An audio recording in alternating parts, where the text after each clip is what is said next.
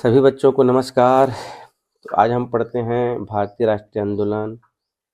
तो हम इसमें पढ़ चुके हैं भारतीय राष्ट्रीय आंदोलन में इसके पहले राष्ट्रीय चेतना का विकास हो रहा था।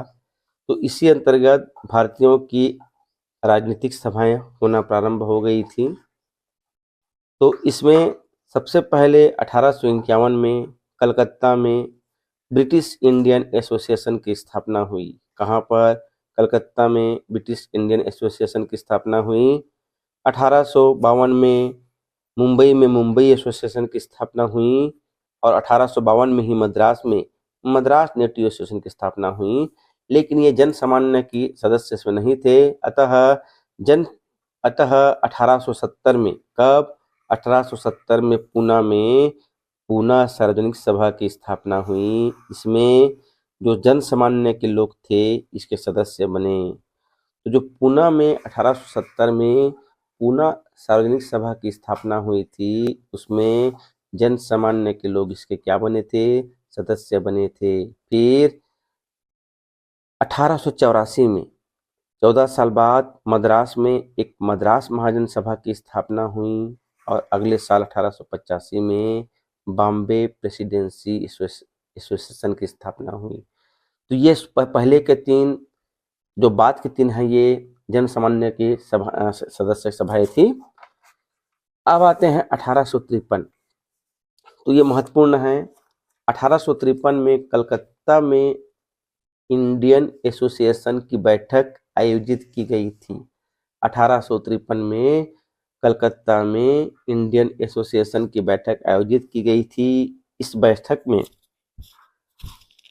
देश के सभी भागों से लोगों को आमंत्रित किया गया था और यह प्रथम अखिल भारतीय प्रयास था। इसको बहुत महत्वपूर्ण हो जाता है, इसको परीक्षा में पूछता है कि पहला अखिल भारतीय प्रयास कौन सा था जिसमें देश भर के सभी लोगों को बुलाया गया था। तो वो है 1853 में कलकत्ता में आयोजित इंडियन एसोसिएशन की बैठक। अगला मोस्ट एमपी है, अखिल भारतीय राष्ट्रीय कांग्रेस की स्थापना कहाँ हुई थी, कैसे हुई थी, किन परिस्थितियों में हुई थी? तो मुंबई में एक अधिवेशन हुआ था। कहाँ? गोकुलदास तेजपाल संस्कृत पाठशाला में। मुंबई में एक अधिवेशन हुआ था। कहाँ? गोकुलदास तेजपाल संस्कृत पाठशाला में। कब हुई थी? 28 दिसंबर 1885 को हुई थी। दिसंबर का महीना था, तारीख 28 थी, साल था 1885। इस सम्मेलन में कितने लोग भाग लिए थे प्रतिनिधि? तो 72 प्रतिनिधि इसमें भाग लिए थे। इस अधिवेशन के अध्यक्ष कौन थे? WC बनर्जी या वीएमएस चंद्र बनर्जी। इसी सम्मेलन में अखिल भारतीय राष्ट्रीय कांग्रेस की स्थापना हुई थी। अब अगला आता है बंगाल प्रांत का विभाजन। तो बंगाल प्रांत कहने से, बंगाल प्रांत उस समय में ये बंगाल है, उस समय बंगाल में बिहार शामिल था, इसमें उड़ीसा शामिल था और बांग्लादेश भी शामिल था। तो बंगाल राज्य बहुत बड़ा राज्य था। तो बंगाल प्रांत का विभाजन होता है, ये मोस्ट टाइम पे हो जाता है। तो बंगाल प्रांत का विभाजन कब हुआ, कब प्रभावी हुआ? 16 अक्टूबर 1905। 16 अक्टूबर 1905 को बंगाल प्रांत का विभाजन कर दिया। किसने किया? वायसराय करजन ने। लॉर्ड वायसराय करजन ने बंगाल प्रांत का विभाजन किया। ये परीक्षा में महत्वपूर्ण हो जाता है, परीक्षा में पूछता है वह कौन सा वायसराय है जिसने बंगाल का विभाजन किया? तो उसका उत्तर है करजन। क्यों किया था? तो वह करजन का कहना था कि बंगाल प्रांत बहुत बड़ा हो जा रहा है, प्रशासनिक सुविधा के लिए, प्रशासन की सुविधा के लिए हम इसका विभाजन कर रहे हैं। परंतु इनका वास्तविक कारण था भारतीय राष्ट्रीयता की भावना को कमजोर करना। बंगाल विभाजन का प्रमुख कारण था जो भारतीय राष्ट्रीयता की भावना है उसको क्या करना? कमजोर करना। अब जब घोषणा हो गई विभाजन की तो क्या क्या गतिविधियां हुई? शोक दिवस मनाया गया, ब्रिटिश माल का बहिष्कार किया गया, स्वदेशी माल को खरीदने की शपथ ली गई, वंदे मातरम और स्वदेशी का नारा लगाया गया, सरकारी विद्यालय अंग्रेजों जो बनाए थे उन विद्यालयों का बहिष्कार किया गया, राष्ट्रीय भावना से ओतप्रोत राष्ट्रीय विद्यालय की स्थापना की गई। तो ये जो गतिविधि है इसको हम लिखित प्रश्न में पढ़ेंगे और हमारे टिक वाले एग्जाम, ऑप्शन वाले एग्जाम के लिए ऊपर का पूछता है। तो प्रश्न पूछेगा आपको, हाँ अगला है, ये रद्द कब हुआ? तो बंगाल में रद्द कब हुआ था? 1911 में। इतनी इसका तीव्र घोर विरोध हुआ, इतना विरोध हुआ कि आखिर में अंग्रेज सरकार को इसको रद्द करना पड़ा और 1911 में बंगाल प्रांत का जो विभाजन था उसको रद्द करने की घोषणा करनी पड़ी। तो 1905 में घोषणा हुई थी, ये विभाजन हुआ था और 1911 में रद्द हो गया। अब आते हैं माधवराव सप्रे। माधवराव सप्रे कौन है? छत्तीसगढ़ में पत्रकारिता के पिता हैं। इनका 2 समाचार पत्र है। 1900 में, लगभग आज से 125 साल पहले, इन्होंने एक समाचार पत्र निकाला था पेंड्रा से। क्या नाम था उसका? छत्तीसगढ़ मित्र। छत्तीसगढ़ मित्र को छत्तीसगढ़ का पहला समाचार पत्र कहते हैं। 1906 में इन्होंने एक पत्रिका निकाली, हिंदी केसरी। ये साप्ताहिक समाचार पत्र था।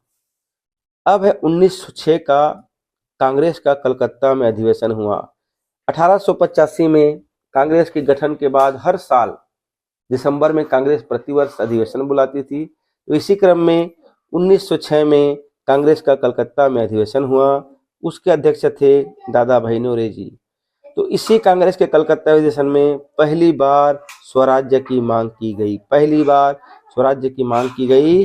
इसमें 4 सूत्रीय कार्यक्रम स्वीकार किया गया: स्वराज्य, स्वदेशी, राष्ट्रीय शिक्षा और विदेशी बहिष्कार।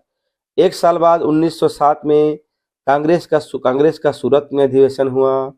इसके अध्यक्ष रासबिहारी बोस थे। तो इसी अधिवेशन में कांग्रेस 2 भाग में विभाजन हो गया, 2 भाग में टूट गया। एक भाग था नरम दल का और दूसरे भाग था गरम दल का। तो नरम दल में कौन कौन नेता थे? सुरेंद्र नाथ बनर्जी, गोपाल कृष्ण गोखले और फिरोज शाह मेहता। गरम दल में कौन कौन थे? तो गरम दल के जो नेता थे उनको क्या कहते थे? लाल बाल पाल। लाल से लाला लाजपत राय, बाल से बाल गंगाधर तिलक और पाल से बिपिन चंद्र पाल। ये गरम दल के नेता थे और ये नरम दल के नेता थे। लोकमान्य बाल गंगाधर तिलक जी का एक कथन है, स्वराज्य मेरा जन्म सिद्ध अधिकार है और उसे मैं लेकर रहूंगा। ये बाल गंगाधर तिलक जी का ये कथन है। इन्होंने समाचार पत्र निकाले थे 2 ठो। एक ठो था मराठा, दूसरा था केसरी। तो ये जो केसरी समाचार पत्र था ये मराठी भाषा में था। ये जो केसरी समाचार पत्र था ये मराठी भाषा में था। इस केसरी समाचार पत्र को महाराष्ट्र में क्रांतिकारी आंदोलन उभारने का श्रेय जाता है। ये जो केसरी समाचार पत्र था उसको महाराष्ट्र में क्रांतिकारी आंदोलन उभारने का श्रेय जाता है। एक शख्सियत हुए बंकिम चंद्र चट्टोपाध्याय। इन्होंने एक गीत की रचना की थी, वंदे मातरम, जो हमारे देश का राष्ट्रीय गीत है। राष्ट्रगान है जनगण मन, रविन्द्रनाथ टैगोर ने लिखा है। आगे आते हैं, राष्ट्रीय खादी आश्रम की स्थापना राज्य में हुई थी। पंडित सुंदरलाल शर्मा और पंडित नारायण राव मेघावाले ने की थी। अब आते हैं क्रांतिकारी आंदोलन। तो इनमें एक प्रमुख शख्सियत है, क्रांतिकारी हैं श्याम जी कृष्ण वर्मा। इन्हें क्रांतिकारियों का पिता कहते थे। तो क्रांतिकारी आंदोलन कहाँ हुई थी? तो महाराष्ट्र में बी.डी. सावरकर, विनायक दामोदर सावरकर ने अभिनव भारत नामक संस्था स्थापित की थी। अभिनव भारत संस्था के एक सदस्य थे बी.एन. वापट। इनको बम बनाने की कला सीखने के लिए पेरिस भेजा गया। बंगाल में पी. मित्रा ने अनुशीलन समिति की स्थापना की थी। इनका उद्देश्य था खून का बदला खून। इनके सदस्य थे हेमचंद। इनको बम बनाने सीखने के लिए रूस भेजा गया था। अब 30 दिसंबर 1906 को ढाका के नवाब सलीमुल्लाह खान के निमंत्रण पर एक सम्मेलन आयोजित हुआ।